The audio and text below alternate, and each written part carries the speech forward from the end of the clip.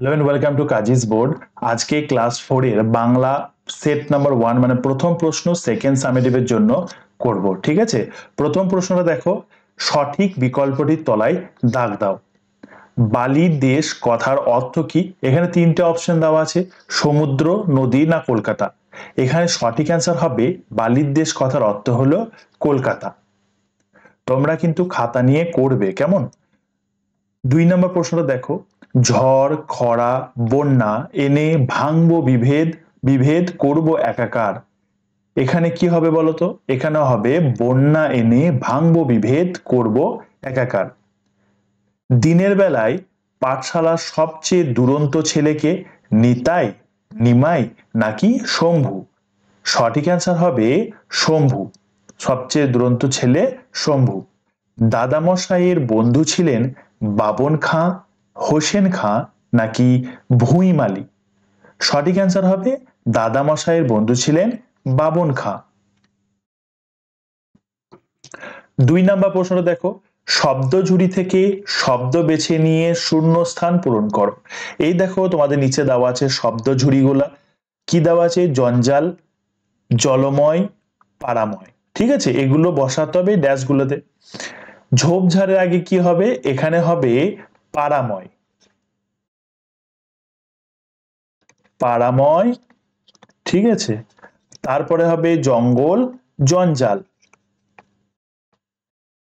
জঞ্জাল। আর এখানে হবে জলময়, শৈবাল, জলময়, শৈবাল। কেমন?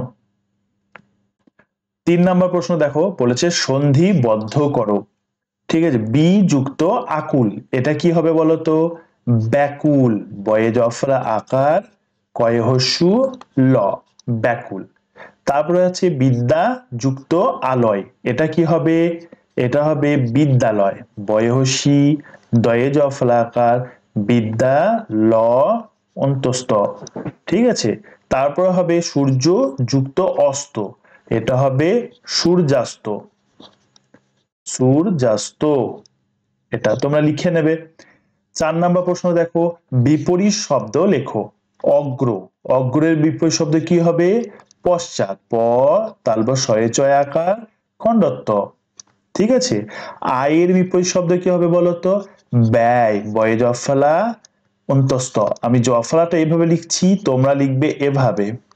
ঠিক আছে, এভাবে লিখবে। বোঝা গেল? 5 নাম্বারটা দেখো, লিঙ্গ পরিবর্তন করো।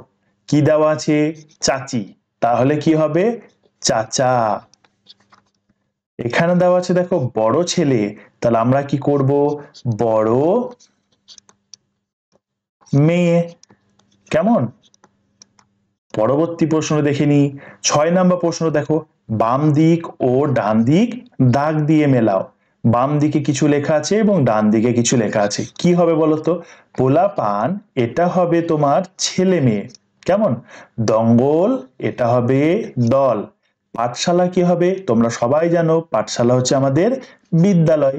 আর তুষার কাকে বলে বলতো? বরফকে। তোমরা অবশ্যই এটাকে করে নেবে। 7 নাম্বার দেখো, পরপর সংখ্যা বসিয়ে ঘটনাগুলিকে ক্রমানুসারে সাজাও।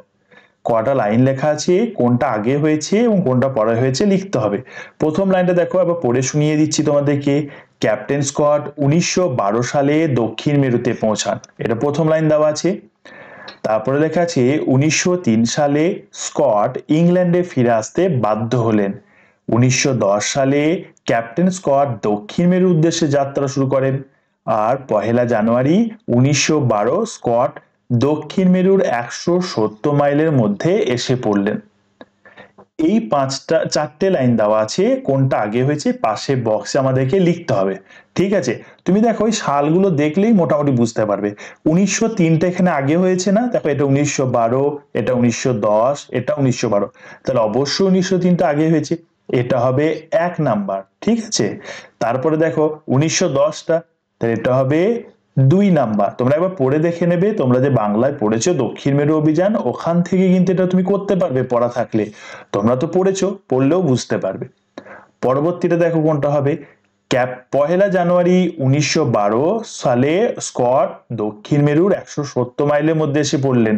মানে এটা যদি দক্ষিণ মেরু হয়, এই 170 মাইল মানে এইখানে এসে পড়েছেন, ঢুকে পড়েছেন। এখান থেকে দক্ষিণ মেরুটা হচ্ছে 170 মাইল, ঠিক আছে, 170 মাইল। তাহলে উনি এর মধ্যে ঢুকে পড়েছেন, তো এটা হবে 3। তারপরে হবে ক্যাপ্টেন স্কট 1912 সালে দক্ষিণ মেরুতে পৌঁছান, ঢুকে পড়ার পরেই তো উনি পৌঁছাবেন, তাহলে এটা হবে 4। মনে থাকবে? চলো তাহলে এবার দেখে নি 8 নাম্বার প্রশ্ন। দেখো আমি উত্তরগুলো লিখে দিয়েছি যাতে তোমাদের বানানের কোনো সমস্যা না হয়। প্রথম প্রশ্ন হচ্ছে অ্যাডভেঞ্চার বলতে কি বোঝো?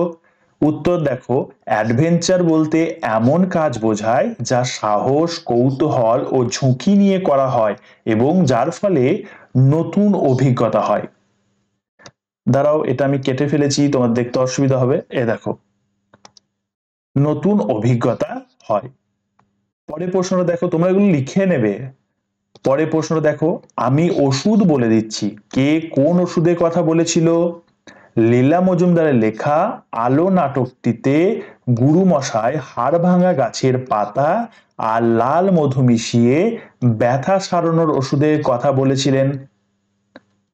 সওদাগরের কাজ কি? সওদাগরের কাজ হলো বিভিন্ন পণ্য কিনে বিক্রি করা আর ব্যবসা করা। লেখক অমরেন্দ্র চক্রবর্তী আমাজনের দেবতার কাছে কি প্রার্থনা করেছিলেন? উত্তরটা দেখো, লেখক অমরেন্দ্র চক্রবর্তী আমাজনের দেবতার কাছে প্রার্থনা করেছিলেন যে ব্রত যদি সত্যি আমাজনের রক্ষাকর্তা হয় তবে সে যেন লেখককে তার মা বাবা আর স্কুলের বন্ধুদের কাছে ফিরে যাওয়ার উপায় করে দেয়। শেষ প্রশ্নটা দেখো, ধলেশ্বরীকে খ্যাপা নদী বলা হয়েছে কেন? ধলেশ্বরী নদী বর্ষাকালে আচমকা ফুলে ফেঁপে ওঠে, তীব্র স্রোতে ভয়ঙ্কর রূপ ধারণ করে এবং আশেপাশের এলাকা ধ্বংস করে, তাই একে সবাই কি বলে? খ্যাপা নদী বলে। এই ছিল আমাদের বাংলার সেট নাম্বার 1। সেট মানে কি বলতো?